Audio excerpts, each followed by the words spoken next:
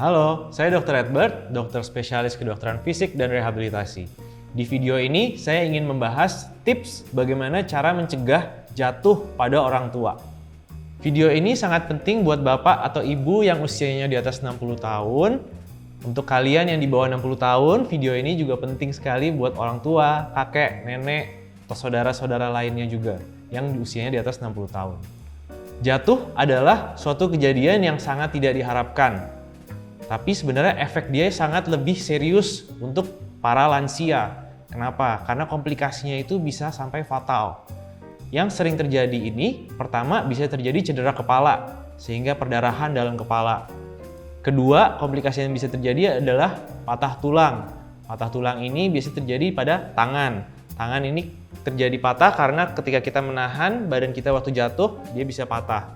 Nah, ini biasanya butuh dioperasi. Selain itu, yang sering terjadi juga adalah kalau jatuh terduduk, itu adalah patah tulang belakang. Nah, ini juga bahaya karena bisa menyebabkan kelumpuhan kaki. Kemudian yang sering juga itu terjadi patah di panggul atau di hip. Jatuh kan ke samping, dia menyebabkan patah tulang hipnya, sehingga dia biasanya membutuhkan operasi besar atau bahkan operasi ganti sendi.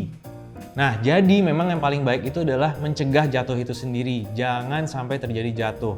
Nah, sekarang saya mau share apa saja yang harus diperhatikan kalau kita ingin mencegah jatuh tadi.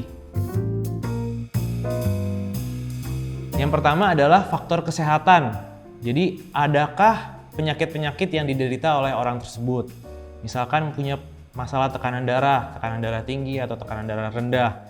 Ini biasanya pada orang tua ada yang namanya postural hypotension. Jadi, tekanan darah yang tiba-tiba drop dengan posisi tubuh yang berubah. Jadi misalkan dia dari duduk ke berdiri, itu tiba-tiba dia akan merasa lightheaded atau merasa pusing. Itu karena darahnya tidak sampai ke otak. Itu akan beresiko jatuh ketika terjadi itu. Jadi bagusnya itu ketika mau berdiri, itu pelan-pelan. Jangan langsung jalan, kalau bisa ada pegangan dulu. Ini untuk mencegah hypotension tadi tersebut. Selain itu harus diperhatikan juga obat-obat yang diminum. Karena banyak orang tua itu punya penyakit-penyakit tertentu dan mereka ada obat-obat yang rutin dikonsumsi. Nah, ini obat-obat ini mungkin bisa menyebabkan ngantuk, bisa menyebabkan lemes, atau bisa menurunkan tekanan darah. Jadi, bukan berarti harus di-stop obatnya, tapi hati-hati pada orang-orang yang mengkonsumsi obat tersebut. Jadi, kalau bergerak atau bangun dari tempat tidur atau dari kursi, itu jangan langsung cepet-cepet jalan. Itu biasanya pelan-pelan dulu aja. Faktor yang kedua yang harus diperhatikan adalah mata, itu penglihatan. Penglihatan ini sangat penting untuk kita melihat apakah ada rintangan atau halangan di depan orang tersebut. Jadi misalkan ada kabel yang melintang atau ada binatang peliharaan yang tiba-tiba lari, dia bisa cepat menghindar atau bisa melihat supaya tidak tersandung. Atau misalkan ada genangan air, itu supaya bisa dihindari, supaya tidak terpleset.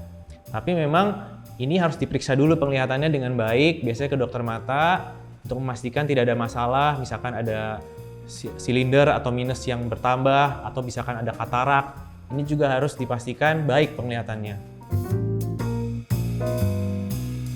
Ya, poin ketiga yang harus diperhatikan adalah keseimbangan. Keseimbangan ini memang biasanya menurun dengan bertambahnya usia. Yang terjadi ini adalah sensor-sensor di kaki kita, di kulitnya dan di sendinya itu menurun fungsinya. Sehingga tubuh jadi sulit untuk menjaga keseimbangan.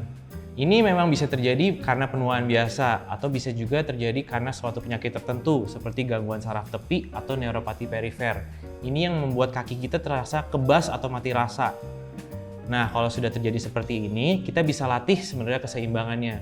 Masih bisa kita coba latih dan juga kita stimulasi saraf perifernya di tempat rehabilitasi terdekat Anda. Poin keempat itu adalah kekuatan kaki.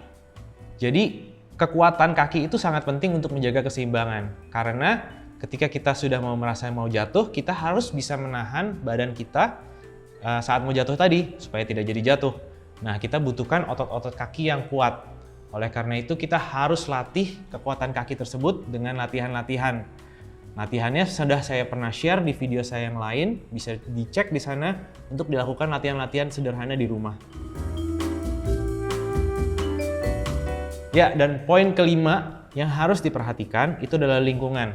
Jadi harus dilihat orang itu tinggal di lingkungan yang seperti apa. Apakah rapi, apakah berantakan, dan apakah banyak kabel-kabel melintang di lantai. Apakah ada karpet yang bisa menyandung. Kalau emang ada, dirapikan dulu. Kemudian lihat juga apakah banyak step kayak undakan di rumahnya. Ini juga harus diperhatikan, jangan sampai tersandung di situ. Bisa ditaruh stiker penanda supaya lebih jelas melihat ketika melangkah. Kemudian perhatikan juga tempat-tempat yang rawan terjadi genangan air. Misalkan di depan kamar mandi, atau di depan wastafel atau tempat cuci tangan, atau di dapur, depan dispenser, atau di kamar mandi itu sendiri. Jadi pastikan tempat-tempat yang rawan genangan air ini ada dipasang karpet kecil yang bisa menyerap air sehingga tidak membuat orang tersebut terpleset. Dan juga tolong perhatikan kamar mandinya karena seringkali terjadi kepleset itu di kamar mandi. Pastikan di kamar mandi itu ada karpet atau keset anti-slip yang bagus sehingga tidak terjadi jatuh di kamar mandi. Selain itu bisa juga tambahkan railing-railing di pinggir kamar mandi supaya bisa menjaga keseimbangan di dalam kamar mandi kalau terjadi licin di lantai kamar mandi. Semua poin-poin yang tadi saya sampaikan itu mungkin kesannya sepele, tapi sebenarnya penting sekali untuk mencegah jatuh. Jadi coba aplikasikan dulu tips-tips tadi yang saya share, semoga bisa mencegah jatuh kepada bapak sama ibu. Better safe than sorry. Jangan lupa share video ini ke teman-teman atau saudara-saudara kalian yang membutuhkan. Semoga bisa sama-sama mencegah jatuh ke orang-orang terdekat kalian. Saya Dr. Edward, please like and subscribe. Semoga bermanfaat. See you on the next one.